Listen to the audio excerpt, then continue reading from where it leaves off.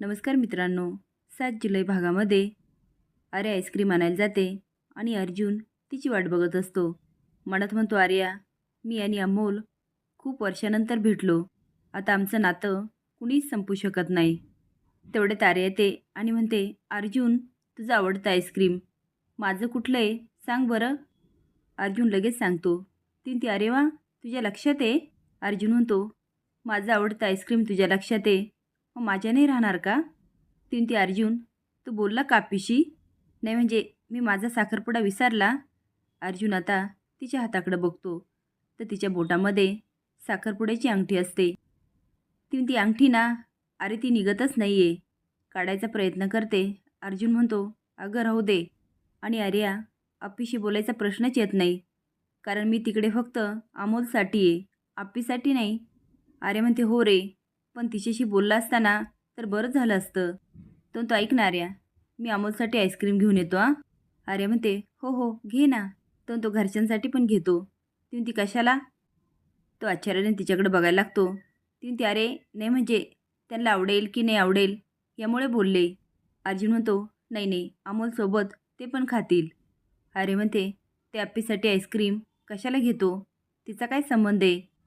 अपर्णा, तू माझं नातं तोडू की नाही तोडू, पण अर्जुनच्या नावाचं मंगळसूत्र मी तुझ्या गळ्यातून काढणारच. मोना एकटीच बोलत असते. ह्या घरामध्ये मला काही इज्जत आहे की नाही? मला खोलीच्या बाहेर काढलं. माझं घर असतं तर निघाले असते का मी खोलीच्या बाहेर? तेवढ्यात दीपा येतो आणि म्हणतो, मोना, अगं काय झालं? हे सामान का नाही लावलं?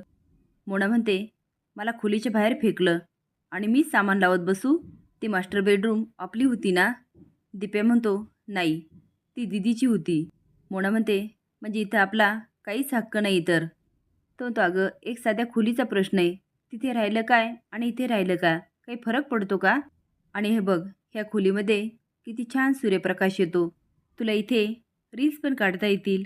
मोना म्हणते, ठीक आहे, तुम्ही एवढं सामान लावता का? मी सकाळपासून खूप थकले. दीप्या करतो, लावतो. आर्या रुपालीकडे जाते. ती तांदूळ निवडत असते. आर्या म्हणते, काय करता जाऊबाई? रुपाली म्हणते, काही नाही गं, एकटीसाठी काय करावं ना तेच कळत नाही, म्हणून खिचडी करते. आर्या मनात म्हणते, ते अपर्णाला धडा शिकवायचा असेल ना तर जाऊबाईच कामं येणार. आणि म्हणते, जाऊबाई, तुम्ही एकटे कुठे? मी आहे ना. आज मी स्वयंपाक बनवू लागते, आपण दोघीही जीवूया. तेवढ्यात रुपालीला फोन येतो. ती ह्या मोनाचा पण का फोन येतो काय माहिती? आर्या म्हणते, मोना म्हणजे कोण? ती अगं, अपर्णाची वहिनी. रुपाली फोन उचलू म्हणते, हा मोना, बोल ना. ती रुपाली ताई, काहीतरी करा. आता वंश आणि अर्जुन दादा एका रूममध्ये राहणार. रुपाली रागात म्हणते, हे कोणी ठरवलं? ती अमोलने. त्याच्या पुढे कुणाचं काही चालणार आहे का? आणि ते आर्याला सांगा, बाई काहीतरी कर. हे आर्या ऐकत असते. तिला अपर्णाचा खूप राग येतो. रुपाली म्हणते, ठीक आहे ठीक आहे, मी करते काहीतरी. फोन ठेवून रुपाली म्हणते, काहीतरी करावंच लागल. आपी घरी जाते. अमोल ओरडत म्हणतो, मा आली. तेवढ्यात अर्जुन म्हणतो, काय अमोल? हे बघ, तुझ्यासाठी आणि सगळ्यांसाठी आईस्क्रीम घेऊन आलो. अमोल म्हणतो, तुमच्यासाठी पण एक सरप्राईज आहे. दीप्या मामा. दीप्या म्हणतो, हो भांजे. तो कपडा देत म्हणतो, दिदे, हे डोळ्याला बांध. दाजी, तुम्ही पण बांधा. आपी म्हणते, दीप्या, अरे काय चाललंय? अमोल म्हणतो, मा बाबा बांधा ना. दोघं पण डोळ्याला बांधतात. आता अमोल त्याला बेडरूममध्ये घेऊन जातो. दोघं पण विचारतात, काढू का पट्टी? अमोल म्हणतो, फिरा फिरा. दोघं पण फिरत असतात आणि टक्कर होते. दोघं पण एकमेकाला सॉरी बोलतात. हे बघून अमोल हसायला लागतो आणि म्हणतो, मा बाबा, काढा आता पट्टी. दोघं डोळ्याची पट्टी काढतात. तो फिरा. समोरच्या भिंतीवरचा फोटो बघून दोघं पण शॉक होतात. अमोल म्हणतो, मा बाबा, ही आपल्या तिघांची बेडरूम. आता दोघं पण गोंधळतात, एकमेकाकडे बघतात. अमोल म्हणतो, आता आपण तिघांनी इथेच राहायचं.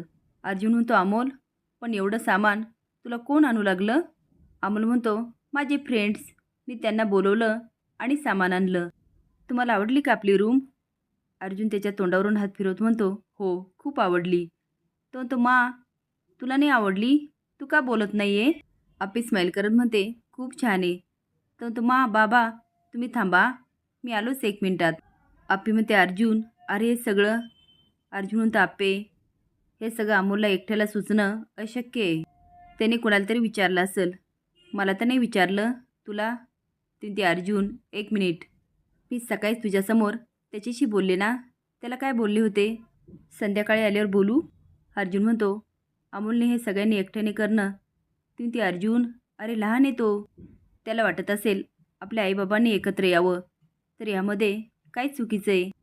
मला एवढंच वाटतं आपल्या भांडणाची झळ त्याला नको लागायला. तो म्हणतो हा आप्पे पण तुला कळतं का त्याच्या अपेक्षा दिवसांदिवस वाढत चालल्या.